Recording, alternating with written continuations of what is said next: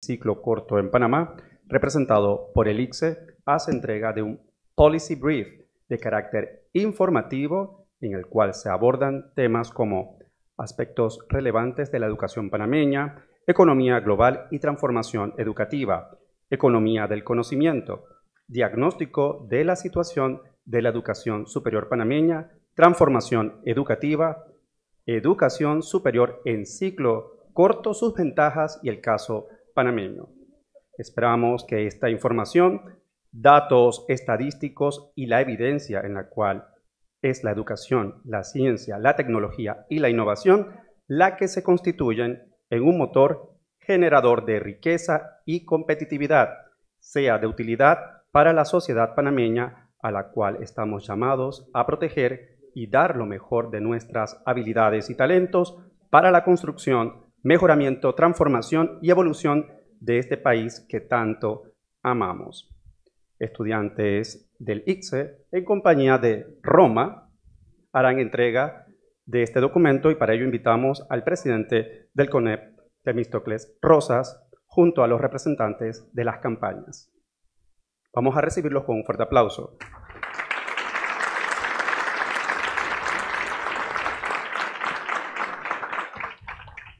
Este documento fue generado por el Centro de Investigación, Innovación Educativa, Ciencia y Tecnología.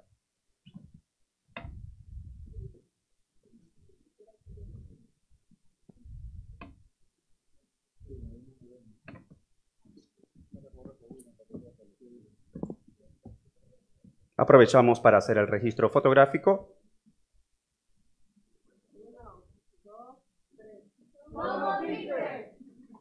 Enhorabuena.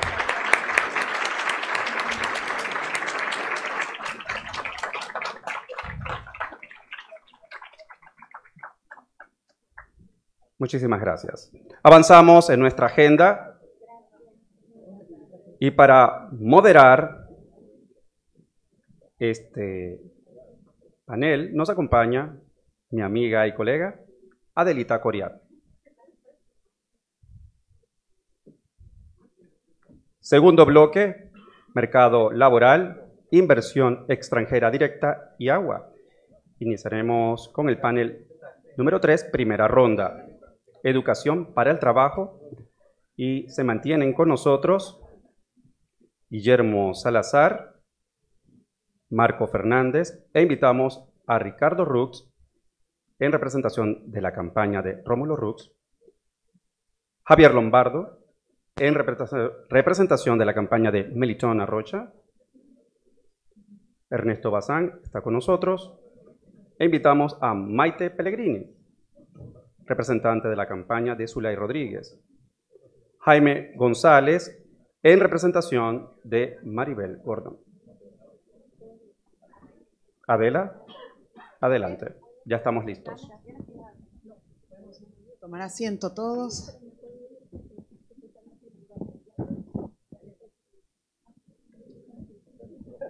Aquí tenemos nuestro micrófono. Buenas tardes para todos. Y ya estamos listos. Estamos perfectamente listos. Muchísimas gracias. Adela. Bien, bienvenidos todos nuevamente. Vamos a dar inicio otra vez al...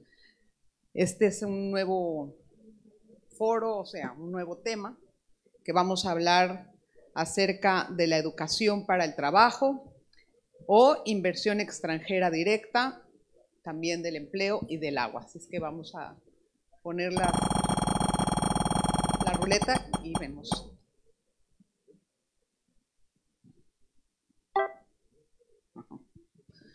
Me voy a parar.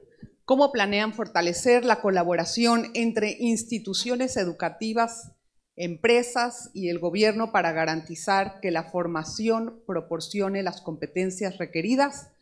Le doy la palabra a nuestro primer invitado, Guillermo Salazar. Por favor. Muchas gracias, Adelita. Efectivamente, en el Plan Panamá Presente y Futuro está considerado la incorporación del primer empleo de manera que apoyemos la participación de jóvenes en las empresas que le permita generar experiencia, resolver el tema de la aplicación de la tecnología y, por supuesto, fortalecer las distintas dependencias como el ITSE, que nos debe ayudar en ese esfuerzo mancomunado, empresa privada y el sector público para la formación de nuestros jóvenes.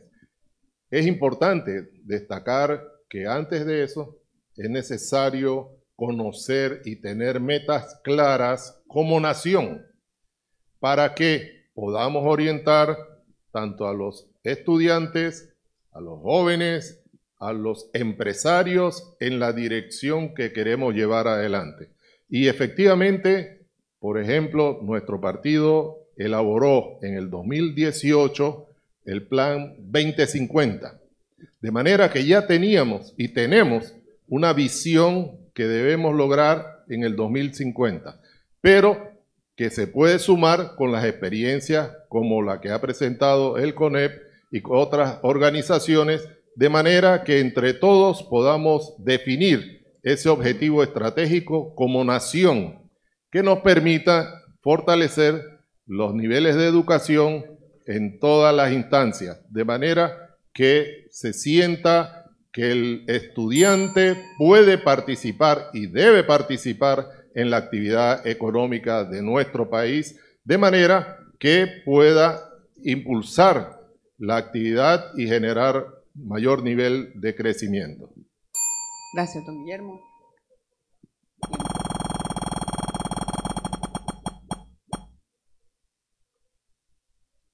La pregunta 5. En los últimos 10 años, el país ha invertido en la formación de personal idóneo para sectores claves, entre ellos el de minería. ¿Qué planes tienen al respecto, don Marco? Bueno, la inversión privada es 8 veces el tamaño de la inversión pública. Por tanto, cuando hablamos de empleo y hablamos de reactivación de empleo, tenemos que mirar primero, de verdad, al sector privado, que es el que genera la mayor cantidad de empleo a mayor productividad y 8 veces más que la inversión pública, a lo cual usualmente le damos muchas vueltas, que la inversión pública, la privada, es importante. Hay una cosa que quiero compartir con ustedes. No solo en Panamá, sino en toda América Latina, habría que dividir el tema de la educación para la producción, para poder capacitar al individuo en 3 temas. Primero, el hecho de que el mejor entrenamiento, y en eso estoy de acuerdo con Guillermo, el mejor entrenamiento para un individuo no está en las aulas de clases, está en las mismas empresas. El primer trabajo es absolutamente indispensable. Además, te doy el siguiente dato, estudio reciente de CEPAL. A través del tiempo, la rentabilidad, para ponerlo de alguna forma, de un año adicional de experiencia es mayor que un año de experiencia en educación cuando ya llevas 10 años trabajando. Y eso lo vemos todos los días. ¿Dónde estudió usted tal lado? ¿Qué experiencia tiene? Ninguna. No entra. Claro. ¿Cómo rompemos el nudo gordiano? Estamos promoviendo lo que se conoce como el fondo inicial, tiene otro nombre más bonito que ese, que tenemos ya casi el financiamiento, el seguro educativo nos va a ayudar. Hay una serie de financiamientos, se quedan cortos en lo que necesitamos, que son unas 30.000 personas por año, pero necesitamos enganchar a los individuos en el mercado laboral, porque si no la educación se pierde. La educación sin experiencia se pierde. La experiencia se gana, la educación se deprecia, la experiencia en el trabajo se aprecia. Y además tenemos otro proyecto estructural que se llama una matriz de insumo-producto. El tiempo se le acaba. El tiempo se le acabó, ¿no? Bendito tiempo, ¿no? Bien, vamos a pasar a la siguiente. ¿Han planeado propuestas de incentivos al sector privado para que pueda participar en programas de primer empleo y o educación dual? Señor Rux, su turno. Buenas tardes. Sí, efectivamente, una parte fundamental del plan de gobierno, y lo acaba de mencionar Marco, es el primer empleo. O sea, es... nosotros, y no es, como muchos de los problemas en este país, no es cuestión de inventar una nueva propuesta, es cuestión de agarrar algo que sabemos que funciona, que ha funcionado en el pasado y con la voluntad del Ejecutivo ejecutarlo. La clave de que las personas en Panamá puedan integrarse al mercado laboral y puedan seguir creciendo es ese primer empleo, es darle el chance a los pelados que están entrando hoy en día a la fuerza laboral, que, bueno, si hablamos un poquito del tema educativo, sabemos que ya hay un daño hecho con esas generaciones que están entrando hoy en día al mercado laboral de 18, 19 años, donde la falta de educación en primaria y secundaria tiene un efecto que limita la capacidad de estas personas de acceder a trabajos en los lugares donde hay oportunidades de trabajo. Entonces, el sistema o el programa de primer empleo, la idea es darle un incentivo efectivamente a las empresas privadas a través de créditos fiscales o a través de financiamiento de los salarios para que estas personas, para que la empresa privada se sienta cómoda y que no le va a costar plata darle la oportunidad al joven, y dos, para que los jóvenes puedan adquirir la experiencia necesaria para seguir creciendo, usando las palabras de Marco. Muchas gracias. Gracias, señor Rux. Muy bien.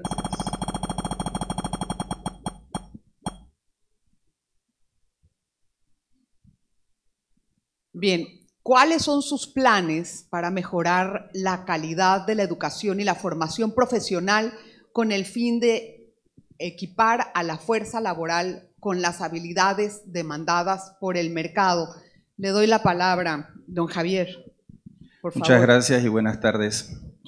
Definitivamente un tema álgido en la educación y que a veces no se mide es la calidad. Importante medir la calidad. Nos preocupamos por pasar por las pruebas, PISA, ERCE, la medición, que es importante. De eso no tenemos la mayor duda. Pero la calidad tiene que ir acompañada, justamente para después, esa misma calidad, ya lo dijeron mis compañeros de foro, tiene que ir acompañada, ¿verdad?, para poder insertarse en el mercado. No podemos estar siguiendo con una educación divorciada del mercado laboral. No se puede. En 1975, un documento que realizó la Iglesia Católica como aporte a la reforma educativa que se estaba pensando, decía que la educación en Panamá estaba solamente prevista para llevar a los muchachos a la universidad. Pero, ok, eso era para aquellos que después pasaban primaria, secundaria, en secundaria primer ciclo, segundo ciclo, y qué pasaba con los que se quedaban en el camino. Resulta que todavía la educación sigue siendo igual, o por lo menos está planteado igual. Entonces nosotros tenemos que voltearlo, y sí tenemos, ya lo ha dicho Melitón Arrocha, tenemos que hacer que la educación sea, que nos prepare para el trabajo. Gracias. ¿Contempla su plan de gobierno modelos de expansión para la educación superior de ciclo? Perdón, no veo, superior de ciclo corto o a largo plazo de todas las provincias del país, don Ernesto? Sí, Adelita, gracias. ¿Cómo está? Bueno, primero que nada no puedo estar más de acuerdo con Marco Fernández en que donde más se aprende es en el trabajo. Entonces nosotros tenemos unos programas de escuelas de empleo que son unas asociaciones público-privadas, que son una, digamos, forma de aprender y empezar a hacer negocios, principalmente para los sectores de hostelería y turismo. También tenemos la visión, y esto es en general, no solamente por este tema, de desarrollar, de generar polos de desarrollo. O sea, muchos de los problemas que hemos tenido se deben a que generamos empleo básicamente en la capital, ¿no? Y entonces tenemos un problema migratorio y dejamos de atender, digamos, al interior. Entonces, tenemos en el plan económico, no educación, pero tenemos en el plan económico la creación de polos de desarrollo, y en esos polos de desarrollo vamos a generar las escuelas de empleo. Otra de las cosas que tenemos en los proyectos es las escuelas de emprendimiento. Hemos identificado, o sea, Ricardo Lombana es una persona que conversa mucho con los jóvenes, y él se ha dado cuenta en estas conversaciones que ya no es como antes, en nuestra época que queríamos ser profesionales. Hoy en día muchos jóvenes aspiran a ser emprendedores y aspiran a ser influencers, por ejemplo, aspiran a ser youtubers. O sea, las aspiraciones han cambiado radicalmente, pero hay una gran parte de jóvenes que aspiran a ser emprendedores. Entonces tenemos todo un plan de apoyo a los emprendedores.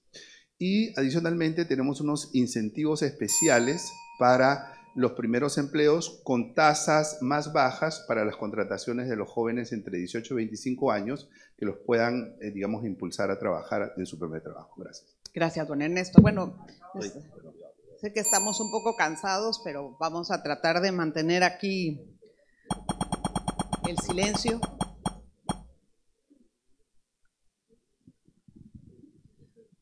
¿Cómo planifican contrarrestar la desvinculación existente entre la oferta de preparación profesional o técnica con la demanda real de los sectores productivos? Esta pregunta va dirigida a la licenciada Maite Pellegrini de la campaña de Zulay Rodríguez. Adelante.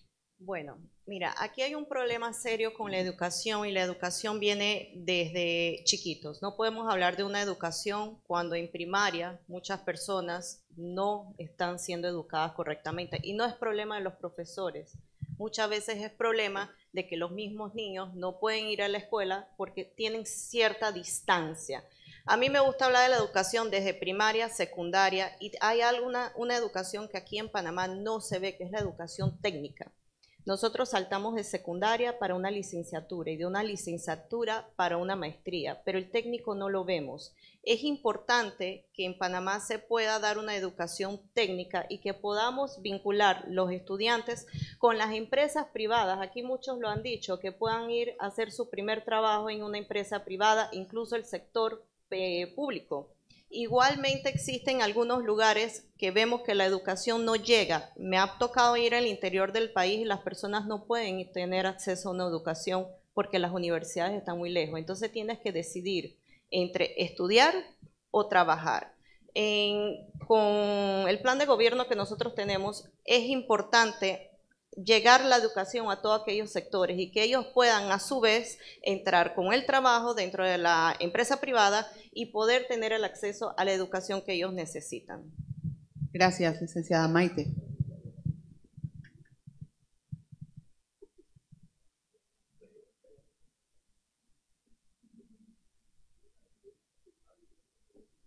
A ver, don Jaime, ¿cuentan con estrategias definidas que prioricen el desarrollo de habilidades en sectores estratégicos a nivel nacional y o regional, por favor? Don Jaime, gracias. Sí, buenas tardes, ¿no?, a todos. Efectivamente, el tema de lo estratégico parte de un problema de planificación. La planificación en el plan para la vida digna es importante porque contempla ir hacia los objetivos y llevar metas y actividades directas que vayan mejorando la calidad de la educación. Nosotros creemos que hay que hacer nuevas metodologías de inventario de la educación. Nosotros tenemos que entrar en metodologías espaciales, porque ustedes están viendo el tema provincial y el tema distrital, y lo están confrontando con las estadísticas que son escasas en Panamá. Y no estamos haciendo un análisis concreto de lo que necesita la educación en Panamá. El plan para la vida digna tiene que hacer ese sondeo en beneficio de las buenas utilidades que nosotros como ciudadanos le vamos a dar al campo educacional.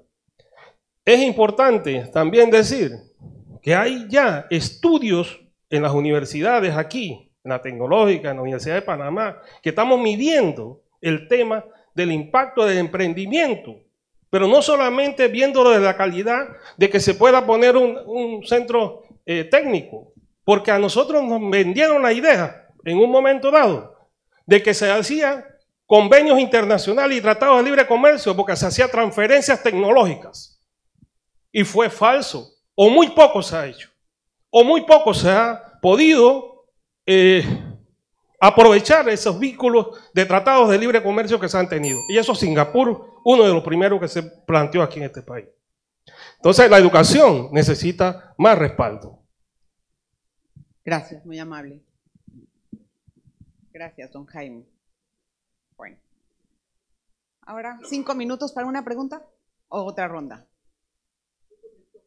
Ay, buenísimo, tenía unas ganas de hacer una. Venga. Entonces espero la ruleta, ¿verdad? Para ver a quién le toca la pregunta.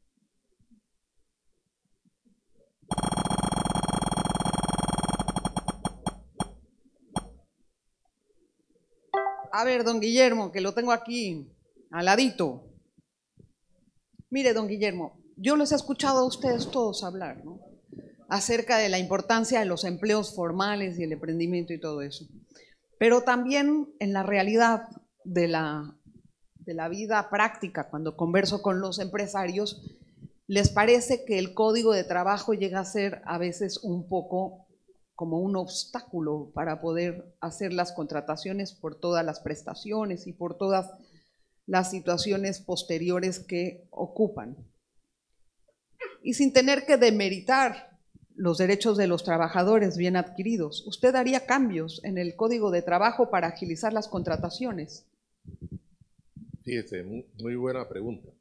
Hasta ahora en nuestro plan Panamá presente y futuro no está considerado modificar el código de trabajo. Podemos llegar a impulsar una mejor relación obrero-patronal de manera que nos permita que esa población que contribuye al crecimiento de nuestro país, a la generación de riqueza, también logre los beneficios que se esperan de ellos. Y por esa razón, nosotros queremos impulsar una mejor relación obrero-patronal que nos permita lograr un mayor grado de satisfacción entre todos los habitantes de nuestro país. ¿Qué quiero decir con esto? Nosotros estamos trabajando y está propuesto en nuestro plan para que el sector patronal, conjuntamente con los trabajadores y con el sector gubernamental, logremos acuerdos que nos permitan avanzar en esa dirección. Aquí se han mencionado algunas cifras y son reiterativas. Hay en una cuenta nacional y un excedente de explotación que llegó a ocupar el 62% del Producto Interno Bruto, mientras que la masa salarial quedó reducida a 24%. Entonces, esa relación tenemos que corregirla y para ello es cuando decimos con salarios dignos, con productividad, con eficiencia, con competitividad de todos, es que podemos lograr ese resultado que todos esperamos. Bueno, gracias, don Guillermo. Vamos con el siguiente.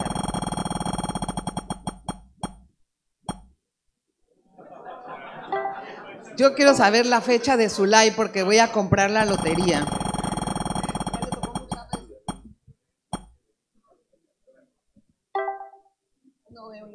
Don Ricardo Lombana, la fórmula de Lombana. Le vamos a hacer la pregunta. Sí, pero no. ¿Ah, sí? No, bueno, sí, esta también era discreción.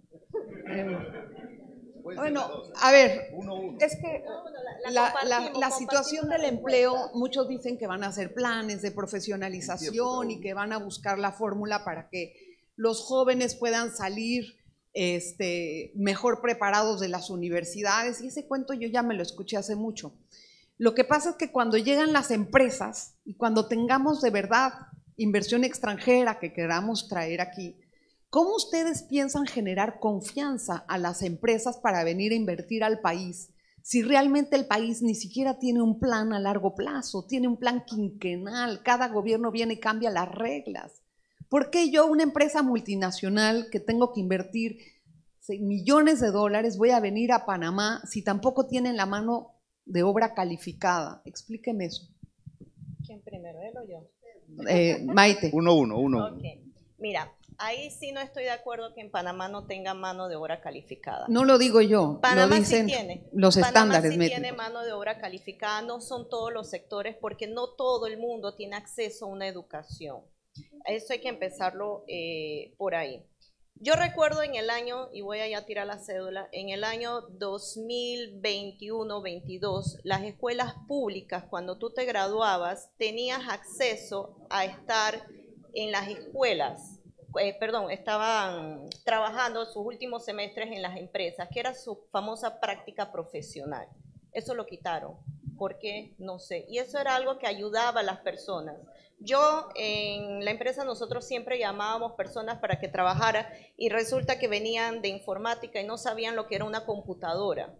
Entonces no es que en Panamá no exista mano de obra calificada, sí existe, pero hay una mala educación porque existen muchas personas que sí tienen una calificación para trabajar, sí tienen los conocimientos, pero no les dan la oportunidad, porque aquí es lo que hemos dicho en todos lados. Tienes el estudio, no tienes la experiencia. Cuando sales de la universidad bien preparado, llegas a una empresa, necesito que tengas 10 años de experiencia, 20 años, 5 idiomas, no sé cuánto, y no lo tienen. Tienen que darle la oportunidad a la gente. Si nosotros no empezamos a dar la oportunidad a las personas para que salgan y vayan a su mercado laboral, nunca van a estar preparados para otras empresas. Y no solo las multinacionales, son también las nacionales. Bien, no, el tema no lo inventé yo, ¿no? Eso está prácticamente medido en foros internacionales. Bueno, voy a pasar al siguiente bloque de preguntas que se tratan de inversión extranjera. Ernesto, me disculpo contigo. Yo no sé pasa nada. ¿Qué pasó? Al ratito les pido el número para la lotería. Vamos a pasar al siguiente bloque de preguntas. Las tenemos unos segunditos nada más para ver si las logran ver. Y avanzar algunas. Y empezamos.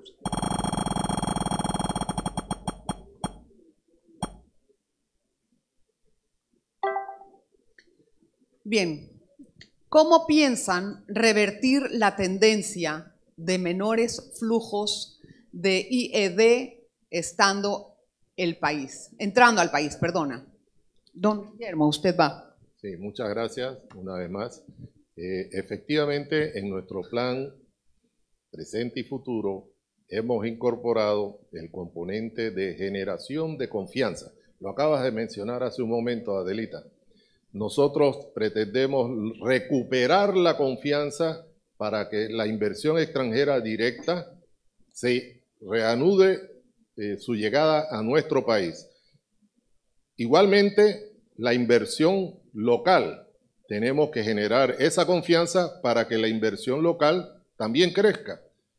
Y decía en una de mis intervenciones que esperamos contar con el apoyo del sector bancario para que profundicemos la inversión local, porque es un sector que tiene un gran potencial y que, por ejemplo, nos ha demostrado un buen nivel de liquidez que debiese estimular a la inversión local. Pero la inversión extranjera directa nos debe acompañar y nos puede acompañar, pero para eso tenemos que haber definido los objetivos estratégicos para que los señores del exterior sepan que Panamá está interesado en desarrollar esta actividad, esta otra actividad, y vamos a profundizarla en su evolución. De manera que es importante que ese sector de inversionistas tengan la confianza que el Estado panameño los va a acompañar y los va a estimular a que lleguen a nuestro país para impulsar la actividad productiva igualmente con los inversionistas locales. Gracias, don Guillermo.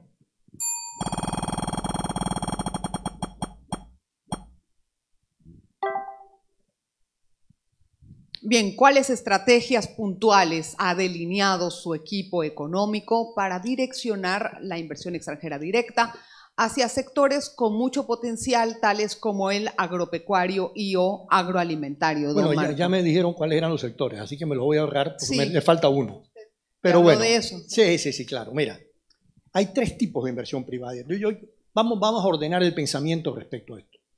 Vemos los datos de inversión directa extranjera y se nos olvida que esa inversión directa extranjera se requiere para financiar un hecho muy relevante en Panamá. Y es que en Panamá gastamos 3.500 millones más de lo que producimos todos los años. Eso se llama el déficit externo y eso se financia con entrada de capitales. Por tanto, no solo está la sobrevivencia de un número que aparece ahí, sino de la capacidad de gasto del país. 3.500 millones. ¿Qué ha pasado últimamente? Una caída de la inversión directa extranjera en el último trimestre. No creo que sea relevante. Pero les voy a dar el dato. Hay tres componentes de inversión privada, de inversión directa. Tres. Porque así se calcula en todos lados del mundo. Primero, las utilidades de las empresas internacionales que se reinvierten en el país, que no se van. Entonces, el primer examen es cómo hacemos para que ese 50%, porque ese es el número, 50% de la inversión directa extranjera que aparece registrada no se vaya. Significa oportunidades dentro de la misma industria. Fíjate que esto es complicado, no es tan sencillo. Si yo soy una empresa de telecomunicaciones que me gano 1.000 y que dejo 500, yo necesito, es la usual, que esos 500 se queden expandiéndose en el sector donde yo soy específico. No voy a invertir en una fábrica de plástico, ¿no? Entonces hay un tema ahí complicado. Segundo, es lo que acaba de pasar. Una empresa internacional de origen japonés llega al país y compra las acciones de otra empresa. Eso no genera PIB, genera entrada de capitales y eso tiene su propia dinámica. Y tercero, porque el resto es la compra de acciones nuevas en sectores que van a ser turismo, logística y agroindustria, pero exportadora. Gracias, don. No, está bien. Gracias, don Guillermo. Gracias, don Marco. ¿Cómo incrementar el atractivo de la inversión extranjera directa en el sector logístico, marítimo, portuario, cuando el mismo se encuentra comprometido por la falta de agua en el canal y menores volúmenes de comercio internacional? Señor Rux, por favor, aclárenos, ¿cómo le van a hacer? Bueno, yo pienso que lo primero que hay que entender es que la situación actual relacionada con la inversión extranjera, y es que en el 2019 la inversión extranjera en Panamá era de 4.7 billones de dólares, en el 2022 fue de 2.9. Eso, junto con lo que acabo de mencionar, es, obviamente tenemos un problema de confianza, que lo mencionó el doctor.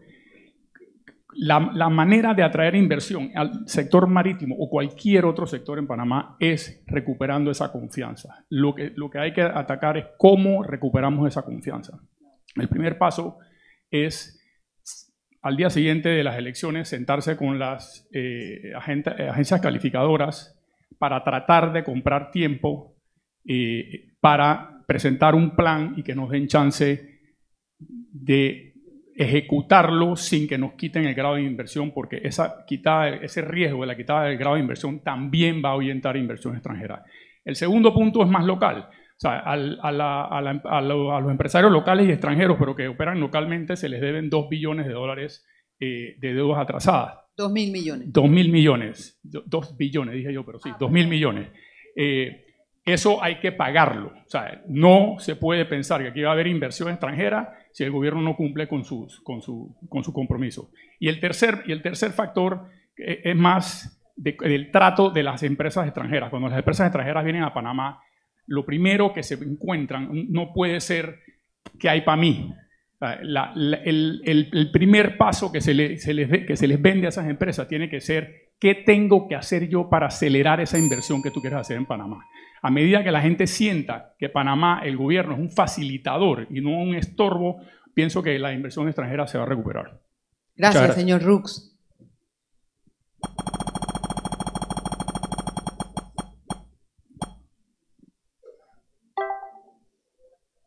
El cierre de la mina de cobre ha alertado a la comunidad internacional sobre el riesgo de invertir en el país. ¿Cómo demostrar internacionalmente que invertir en Panamá es seguro?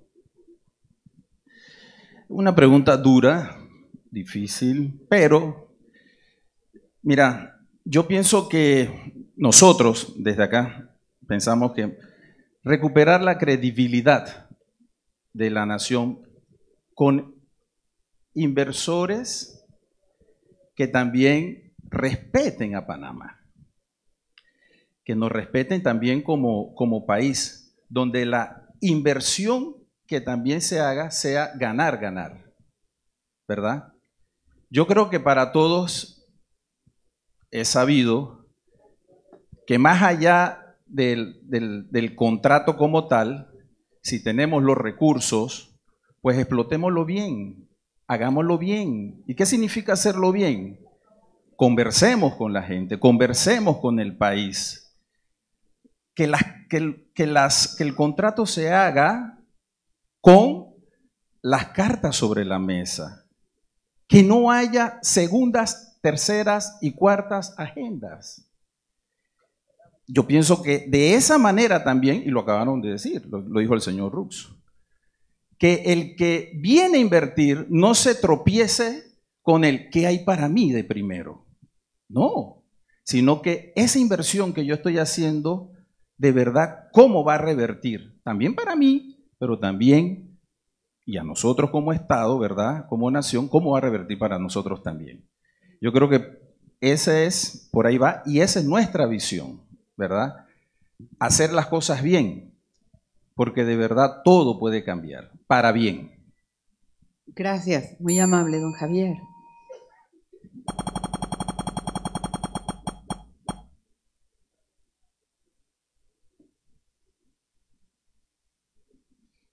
En las últimas 3 administraciones se han adoptado importantes medidas para salir de las listas discriminatorias.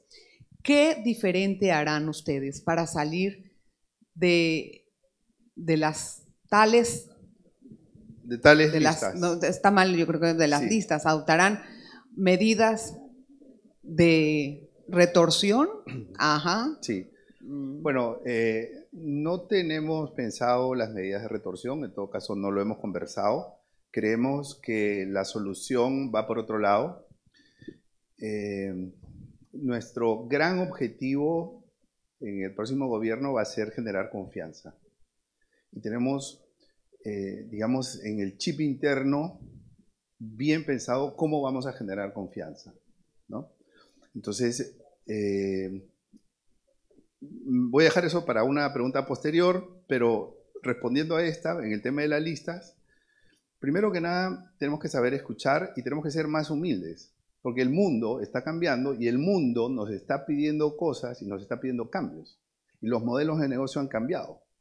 Y tenemos que adaptarnos y tenemos que reconocer que hemos tenido grandes pérdidas de reputación, grandes pérdidas de prestigio por razones ajenas a nosotros o no, eso no importa. Lo que importa es que hemos tenido un daño a nuestra reputación y tenemos que tomar medidas para poder recuperarnos. Entonces, es difícil poder salir de las listas, por ejemplo, de la Unión Europea, de los paraísos fiscales, cuando nos exigen, por ejemplo, la ley de extinción de dominio. Y nosotros no hemos avanzado con eso. Le hemos dado las espaldas a la ley de extinción de dominio. Que eso no tiene que ver con el Poder Ejecutivo. Bueno, tiene que ver con la Asamblea, pero el Poder Ejecutivo tiene un rol importante en el impulso a las leyes, ¿no? Y esperamos tener una representación importante en la Asamblea por la fuerza independiente. Entonces, ¿qué cosa nos está pidiendo el mundo? Nos está pidiendo más transparencia, menos opacidad. ¿Cómo ha avanzado el registro público de beneficiarios finales? O sea, estamos a paso de tortuga en eso, ¿no? Entonces tenemos que avanzar con esas reglas, con, digamos, con las reglas que incorporamos y con la aplicación para generar confianza. El registro de beneficiarios finales va en 70%.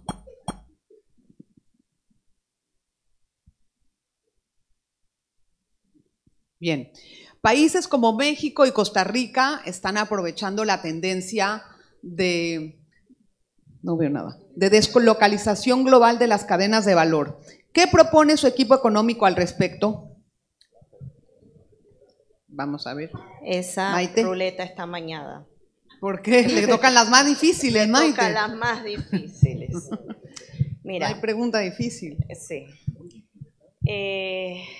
Muy difícil tanto que no tengo no es que no sepa responder porque ahí van a decir el equipo económico de Zulay no sabe nada. Pero sí, mira. Me he quedado sin palabras. Te digo que me he quedado sin palabras. Mira, Panamá tiene una inversión extranjera directa, la cual ha decaído durante todos los años como lo hemos visto. Costa Rica supera a Panamá en la inversión extranjera directa. Y aquí tengo el dato que en el año 2022 Panamá sumó 2.513 millones de dólares en crecimiento, que es el 42.7%, y en Costa Rica el 3.6%. Nosotros tenemos que ver por qué está pasando que Costa Rica y México están sabiendo aprovechar más cosas que nosotros no lo estamos sabiendo aprovechar. Y no es el aprovechamiento, es la seguridad jurídica. Es la seguridad económica que ellos están dando. Costa Rica no está pasando por lo que está pasando Panamá, que cada 3 o 4 años tenemos unos casos que desestabilizan la economía en Panamá. Tenemos problemas con la mina ahora. Antes de la mina fue Odebrecht, antes de Odebrecht fue el CEMIG, si no me equivoco, y cada vez que nosotros pasamos un problema, otros países se logran aprovechar para llamar esas inversiones. Nosotros necesitamos dar estabilidad, no solo política, no solo judicial, no solo económica, para que los inversionistas puedan ver y nuevamente confiar en Panamá, algo que no lo hemos sabido hacer ni aprovechar. Y eso es lo que nosotros debemos empezar a hacer, darle una seguridad política, económica y judicial a los inversionistas para que puedan venir para acá. Gracias, licenciada Maite. Vamos con la siguiente. Voy a verla por aquí, perdón,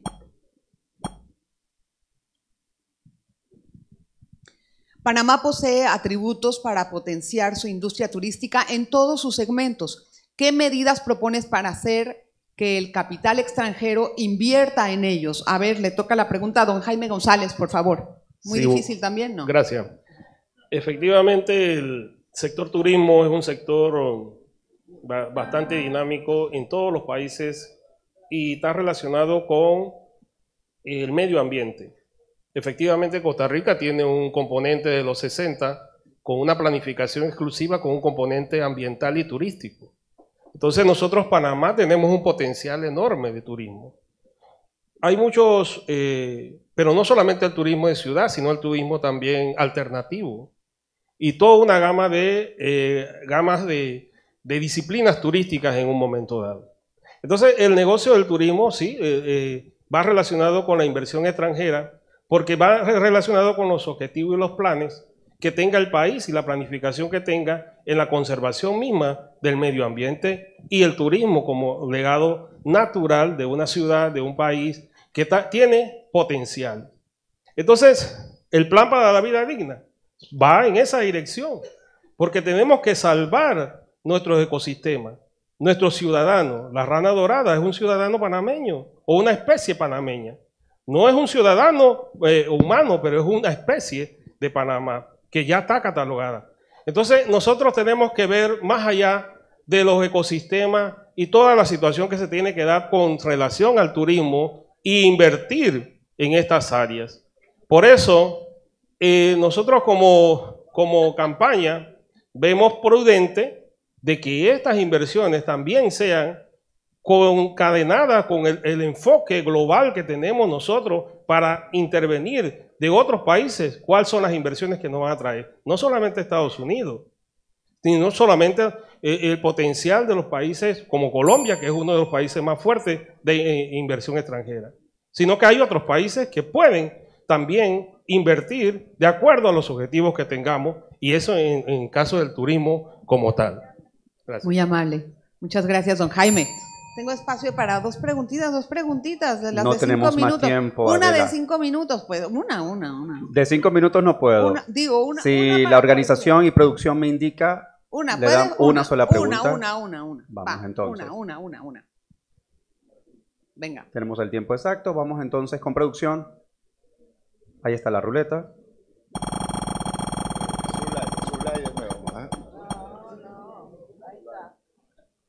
Don Ricardo Lombana, bueno, le toca. El karma existe.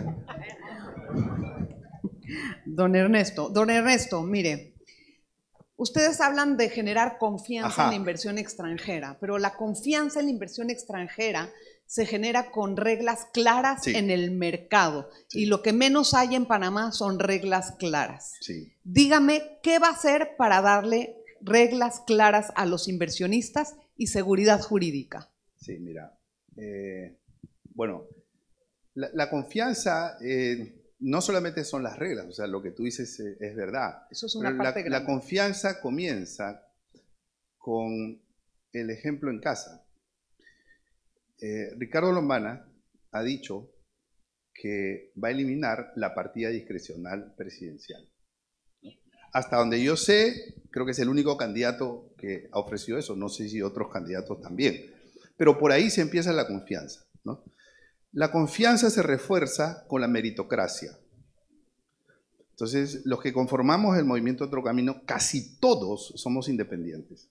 Casi todos, ¿no? Entonces, ahí hay un punto también importante en donde se piensa escoger a las personas que van a gobernar en función de sus méritos y su trayectoria. La confianza, como dices tú, también con reglas claras. No es ningún secreto que vamos a convocar a una asamblea constituyente. Vamos a convocar constituyentes en los primeros 100 días. ¿Por qué? Porque el sistema es realmente un problema. El sistema está podrido. El sistema está podrido. Y el sistema hay que cambiarlo. Entonces, la verdad es que hay que cambiarlo desde fuera. Por eso yo confío en Ricardo Lombana. Porque él no está contaminado con el sistema. Entonces, con ese cambio de sistema, vamos nosotros a entrar en un nuevo círculo con nuevas reglas, con entidades que van a funcionar, con personas que van a hacer que las entidades funcionen y con inversión que ojalá llegue. Gracias, don Ernesto. Ya se me acabó el tiempo, ¿verdad? Bueno. Gracias, Adelita Coriat, por la moderación. La despedimos con un fuerte aplauso.